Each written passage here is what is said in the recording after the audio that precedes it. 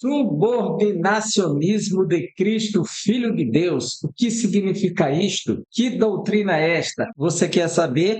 Então fica aqui comigo neste canal. Eu sou o professor Givanildo.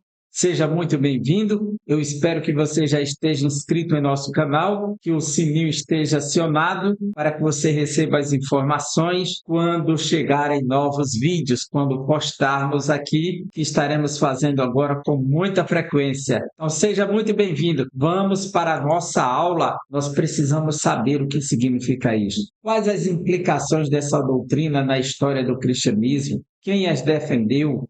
Por que as defendeu? E que tipo de subordinacionismo que se trata? Existe um subordinacionismo herético e um ortodoxo, ou seja, um que foi rejeitado na tradição cristã e outro que foi aprovado? Você quer saber? Continua aqui comigo. Em poucas palavras, subordinacionismo de Cristo, o Filho de Deus. Primeiro, você precisa saber que existem dois tipos de subordinacionismo: o ontológico e o econômico ou funcional. Se trata de um só, mas descrito de duas maneiras. O que seria esse subordinacionismo ontológico? Então vamos primeiro para o ontológico. A palavra ontológico significa aquilo que é relativo ao ser. Ontos, em grego, é ser. E lógico que vem de logia, estudo, o estudo do ser. Esta é uma palavra muito rica para a hermenêutica e para a filosofia e também para a teologia. Neste caso, quando se trata do ser, se trata da essência, da substância. Logo, o subordinacionismo ontológico defende o Pai é o único Deus verdadeiro e que o Filho e o Espírito Santo possuem uma divindade inferior ou derivada de Deus. Logo, eles estão submissos a Deus, que é o único ser que tem uma divindade única e exclusiva, mas que não é compartilhada com mais nenhum ser. Logo, o Filho, Jesus, seria inferior a Deus, o Espírito Santo seria inferior a Jesus. Neste aspecto, eles estão subordinados na essência, na natureza, na divindade. Este é o subordinacionismo ontológico. Quem defendeu essa doutrina? Primeiro, foi pressuposto a partir dos ensinos do bispo Orígenes de Alexandria, que viveu em 185 a 254 depois de Cristo. Também esteve na defesa dos unicistas monarquianistas dinâmicos, aqueles que defendiam que Jesus não era Deus, mas era o Filho de Deus empoderado por Deus. Recebeu o dínamos. E aí, monos, que é único, arquichefe, tem um único chefe que seria Deus, o Pai, que capacitou o Filho com o seu dínamos, o seu poder. Daí o nome monarquianismo dinâmico. Mas o Filho está subordinado em essência, em substância, tornando ele inferior ao Pai.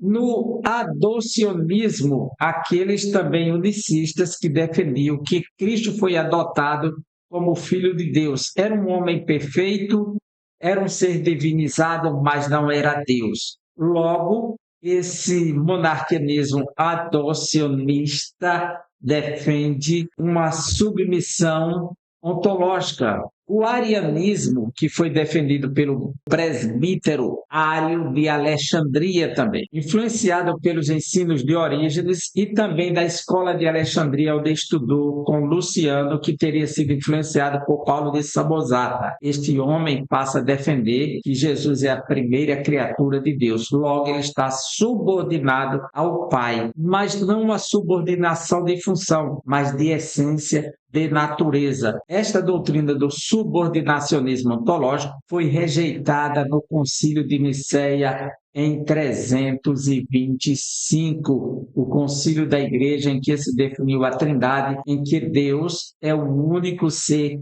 divino subsistente em três pessoas. Logo, a divindade é única, mas em pessoa ele é tríplice. O subordinacionismo econômico ou funcional, que trata de economia, administração, gestão e função, que é o ato de fazer algo. Este aspecto aqui, ele não é considerado herético, nem foi condenado, mas foi defendido, porque há diversos textos nas Escrituras mostrando que Jesus se submete ao Pai, que Jesus obedece ao Pai. Este ensino, ele diz que Jesus, o Filho de Deus e o Espírito Santo são iguais ao Pai em essência, natureza, ou seja, em divindade, mas assumem papéis diferentes. Esses papéis diferentes são as funções dentro da Trindade. Existe uma submissão de gestão, de economia e de função, mas não de essência ou substância. Esse entendimento parte de inúmeros textos do Novo Testamento, pois o Verbo se fez carne e habitou entre nós e estava aqui para cumprir uma missão messiânica, o seu messiado. Logo, ele como homem esteve submisso ao Pai. Nós podemos ver esse texto em Filipenses capítulo 2, versículos 5 a 8, que diz: tenho a mesma atitude demonstrada por Cristo Jesus, embora sendo Deus, não considerou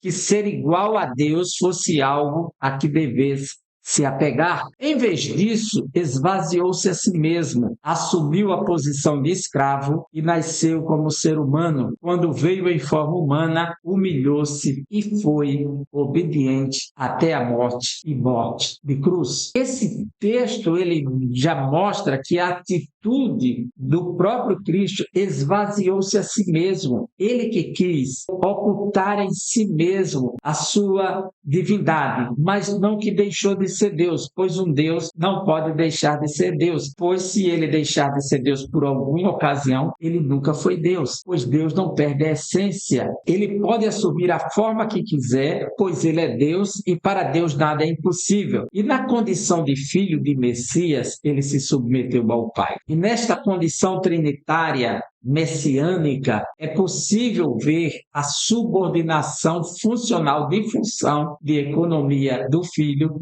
quanto do Espírito Santo na Igreja. Estes são os dois tipos de subordinacionismo acerca do Filho de Deus. Um considerado herético, pois foi condenado no cristianismo, no Concílio de Nicéia e nos demais concílios, que é o ontológico, e um considerado tradicional e conservador, que é o funcional e econômico.